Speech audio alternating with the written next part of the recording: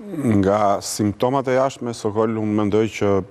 mund të gjykosh në të gjitha llojet e mënyrave të imagjinueshme, mund ta shohësh një gotë gjysmë plot ose një gjysmë bosh, mund të thuash se po u shty një datë ose po afrua një e tillë trupi gjykues do të votoj kështu ose ashtu. Por unë do të prisja, do të doja të shihja realisht se si do të sillet gjykata kushtetuese në atë që është përplasja më e madhe, mendoj unë, institucionale dhe që përbën dhe një krizë të thellë kushtetuese, për mendimin tim, në këtë vend, në momentin kur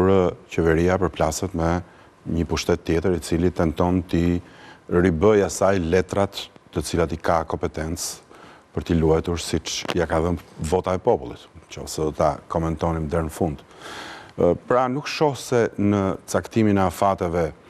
gjykata kushtetuese mund të tregoj diçka së jashtmi. Ajo që e mjaft e kriptuar dhe e pakuptueshme, ju kujtoj edhe në rastin e Erion Veliajt, kur padia e qeverisë u lexua sikur ishte punë e kryer, sikur Velia në atë pozicion që ishte nuk kishte më as fuqi dhe as burime, as, si të thuash, as hije të rënd pushteti që të mund të influenconte disi, por fundi erdhi ashtu si erdhi dhe ne të gjithë e pam. Unë mendoj që në këtë përplasje, që realisht është e paprecedent dhe është e para në epokën e drejtësisë së re, është e para kur drejtësia po përplaset drejt për zdrejti me një pushtet tjetër. Unë mendoj se kushtetuesja duhet ta mendojë më shumë se sa një herë vendimin që do të dëshirojë të hedhë në letër, sepse precedenti, mendoj unë, që krijohet me kalimin ose me aprovimin e pezullimit të zëvendës kryeministres Balluku, do të thoshte hiç më pak se sa ajo që ju e përmendët me drejt, mendoj unë, në editorial, që qeverinë nuk e bën më vetëm një autoritet dhe vetëm një person, vetëm një dorë, që është ajo fituese, pra dora që ka marrë më shumë vota, por e bën dhe duart tjera. Domethënë, një moment caktuar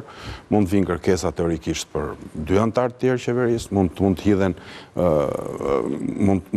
hidhen ide që edhe vetë kryeministri mund të jetë i pezullueshëm në një moment caktuar. Pra, ekzekutivi në këtë vend mund të bëhet nga pushteti tjetër sipas dëshirës. Nuk është se ngjajnë shumë, po unë thjesht po ju kujtoj që në Italinë fqinje kemi pasur kryeministra, dhe jo zëvendës kryeministra apo ministra, po kryeministra me çështje penale ngarkim, cilët